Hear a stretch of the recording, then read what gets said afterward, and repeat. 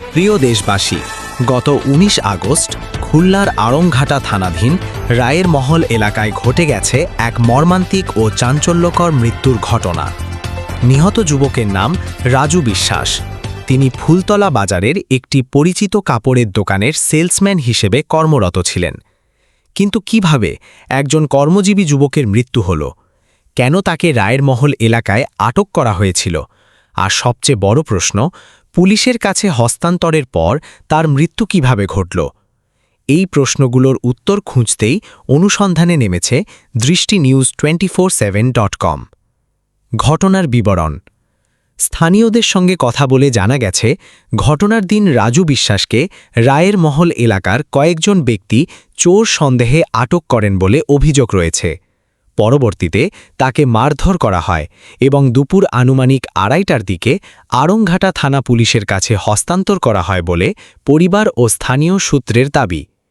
এরপরই সামনে আসে সবচেয়ে গুরুত্বপূর্ণ প্রশ্ন, পুলিশ হেফাজতে থাকা অবস্থায় রাজু বিশ্বাসের শারীরিক অবস্থার কি হয়েছিল? তিনি কি অসুস্থ হয়ে পড়েছিলেন? তাকে কি সময়মতো চিকিৎসা দেওয়া হয়েছিল, নাকি তার মৃত্যুর পেছনে রয়েছে অন্য কোনো কারণ? এসব প্রশ্নের নিরপেক্ষ উত্তর এখনও স্পষ্ট নয়। রাজু বিশ্বাসের মৃত্যুর খবরে ফুলতলা এলাকায় নেমে এসেছে শোকের ছায়া। একই সঙ্গে তৈরি হয়েছে ক্ষোভ ও তীব্র প্রতিক্রিয়া। পরিবার, সহকর্মী ও স্থানীয়দের একটাই দাবি, রাজুর মৃত্যুর 3টা বাজে শুনি জনগণে মারছে। মারার পরে আমার দাওয়ার মারার পরে পুলিশের কাছে যখন তুলে দিচ্ছে, তখন আমার দাওয়ার জীবিত ছিল। পুলিশের গাড়ির ভিতরে সৈরেও বসতি বলছে, সে সৈরেও বইছে, কিন্তু পুলিশে তারা নিয়ে যাওয়ার পরে অতিরিক্ত মারছে। মারার তখনই ওই জায়গায় আর কি মারা যায়। তারা কোনো চিকিৎসাও করে নাই। আমার দেওয়ার অতিরিক্ত ভালো ছিল, কিন্তু তারা কোনো করে নাই, চিকিৎসা করে নাই। তার ফলে সে মারা যায়। এই জন্য আমরা ওই আইনের উপরে বিচার চাই আর কি, যাতে সে শাস্তি পায়, পুলিশরা যাতে শাস্তি পায়। আমার এই রাজু মারা গেছে, আমি মনে করি একমাত্র পুলিশই মারেছে। বিনা চিকিৎসায় মানুষ। রাজু যখন মারা গেল কখন জানতে পারলেন? আমি জানতে পারলাম সন্ধ্যা 7টা, 7:30। আপনাদেরকে কে জানিয়েছে? আমি আমাদের বাসা থেকে জানাইছে ফোন দিয়ে। আর আমি ছিলাম খুলনায়, দোকানদারি করতেছিলাম। তো আমি খুলনাতে দোকানদারি করি। মনে করেন আমি মাগরিবের নামাজ শেষ হয়েছে, তার পরে আমার বাসা থেকে ফোন দিছে। আমরা দীর্ঘ সময় ওসি সাহেবের সাথে, আড়ংঘাটা থানা ওসি সাহেবের সাথে কথা বলছি। উনি কেমন যেন এড়ায় যাচ্ছে। উনি প্রশাসনের বাইরে থেকে উনি 3টার সময় ওনার হেফাজতে নিয়েছে। 3টার পরের থেকে এখনো পর্যন্ত তার পরিবারের সাথে যোগাযোগ না করে ওনারা নিজের হেফাজতে রেখে এই ঘটনা ঘটাইছে।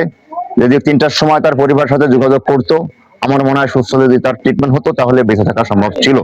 এটা একান্ত প্রশাসনের গাফিলতি। এবং একটি থানায় একটা পরিবারে এত বড় ঘটনা ঘটার পরে তার পরিবার যখন মামলার জন্য গেছে, ঘন্টার পর ঘন্টা তাদেরকে অপেক্ষা করাইছে। ভাই, তার 3টার সময় তার মামলা রেকর্ড হয় নাই। আমি অবিলম্বে প্রশাসনের ঊর্ধ্বতন কর্মকর্তার কাছে আমি দাবি জানাই, আমি খুলনা পুলিশ কমিশনার, ডিসি এবং আমাদের স্থানীয় মাননীয় এমপি মহোদয় আলহাজ আলী আকবর লবির সাহেবের দৃষ্টি আকর্ষণ করছি, আপনি অবিলম্বে এই হত্যার সুস্থ তদন্ত করে যারা অন্যায় করছে তাদের দ্রুত আইনি ব্যবস্থা এবং ফাঁসির দাবি জানাচ্ছি। সেলসম্যান খুবই ভালো মানুষ। ওর যতদিন দোকানদারি করেছে এখানে ওর কোনো ব্যাড রেকর্ড নাই, বা কোনো যতদিন দোকানদারি করেছে ওর কোনো বাইরে যে গ্যাঞ্জাম ফেসাদ এরকম কোনো ঘটনার সাথে কোনোদিন জড়িত ছিল না। ও খুবই একটা ভালো মানুষ। বাজারে এই অনেক দোকানদার আছে যারা ওর চেনে, প্রত্যেকেই জানে ও কেমন মানুষ। হঠাৎ করে যে এরকম একজন মানুষ মারা যাবে, আমাদের ওরা মারেছে, মারিয়ে গরম হিটেন দিয়ে আমারে পুলিশের গাড়িতে উঠে গেছে। উঠে দিলি সে দেখলাম যে এইরকম কাইতে ঠিক হয়ে বসতেছে, উঠেই গেল। তাহলে সেই রুগীদের এইরকম উঠিয়ে বসতে পারলো, উঠতে পারলো, তাহলে তারা হাসপাতালে নিতে হবে না? তাদের কি ফিরে থানায় নিয়ে কি মারতে হবে? ফিরে কি থানায় নিয়ে মারা যাবে?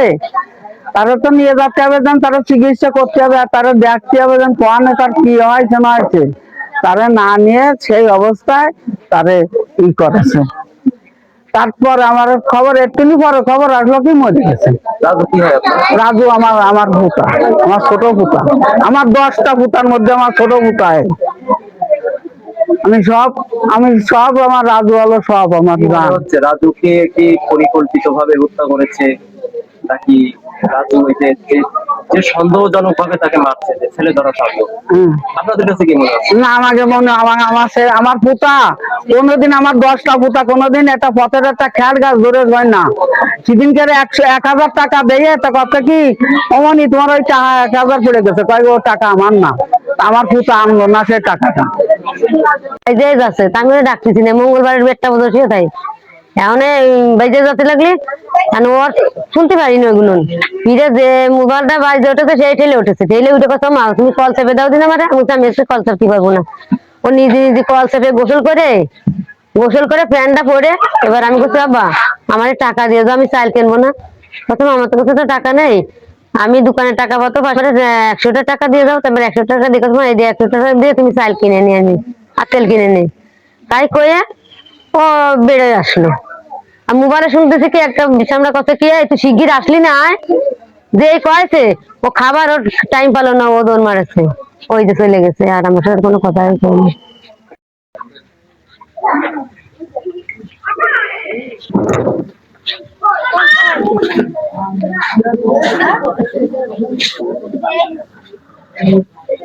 বিচার চাই, বিচার চাই, অবিলম্বে বিচার চাই, আমাদের ছেলে মরলো কেন? বিচার চাই, বিচার চাই। করে বলতে চাই, আমাদের রাজু ফুলতলা বাজারে আমাদের দোকানে একটা দোকানে ও থাকতো, আমরা দেখেছি ওকে। ও ছিল অনেক ভালো, অনেক সৎ এবং অনেক মন মানসিকতা অনেক ভালো একটা ছেলে। আজকে সেই ছেলেটাকে পরিকল্পিত ভাবে তাকে ডেকে নিয়ে তাকে এই যে হত্যা করা হয়েছে। একটা ভালো ছেলে, যার কোনো দোষ ত্রুটি ছিল না, যে কোনো নেশা ভাগ করতো না, একজন ভালো মানুষ হিসেবে এলাকায় পরিচিত ছিল। সে কাজ করে খেত, সে ফুলতলা বাজারে কাপড়ের দোকানের একজন সেলসম্যান ছিল। মব সৃষ্টি করে তাকে গতকাল হত্যা করা হয়েছে। তাকে গণপিটুনি হিসেবে মারা যায় নাই, আজকে গণপিটুনি দেওয়ার কথা বলা হয়েছে। আমার প্রশ্ন, তারপরে কেন পুলিশ প্রশাসনের পরে ভিতরে তাকে টর্চার করা হলো? কেন থানায় তাকে টর্চার করা হলো? চিকিৎসা না করে তাকে টর্চার করে হত্যা করা হলো। এর জবাব প্রশাসনকে দিতে হবে।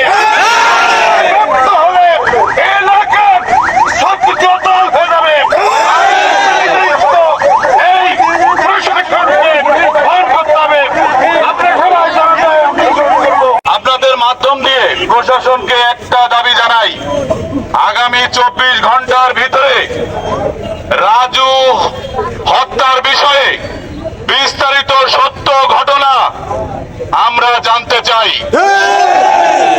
24 ঘন্টার ভিতরে যদি সত্য উদ্ঘাটন করে আমাদেরকে অবগত না করা হয়, আমরা টোটাল ফুলতলা বাজার সহ ফুলতলা থানার সকল জনগণকে সঙ্গে নিয়ে বৃহত্তর অঞ্চলের জন্য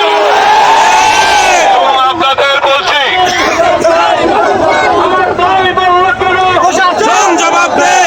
অবস্থান গ্রহণ করুন।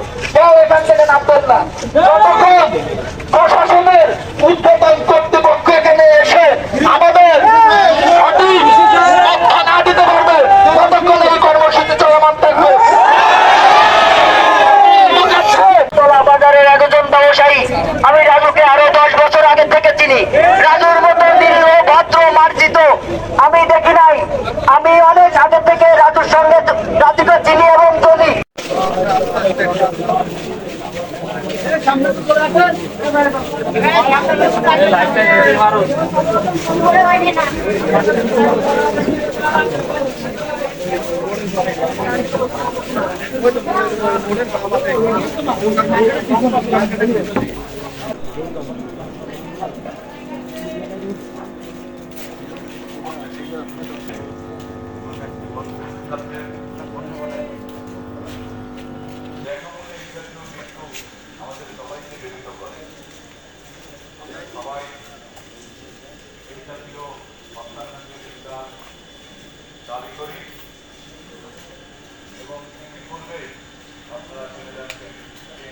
রাজু বিশ্বাসের মৃত্যুর ঘটনায় একাধিক প্রশ্নের উত্তর এখনও অজানা।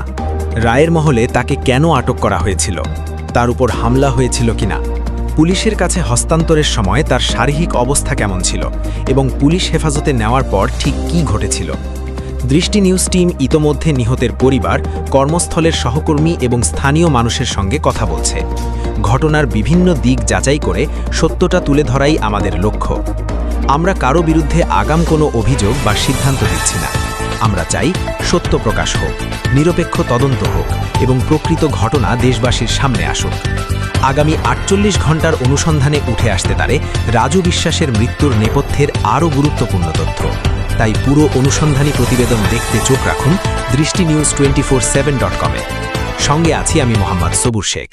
দৃষ্টি নিউজ 24/7.com, সত্যের সন্ধানে দৃষ্টি নিউজ।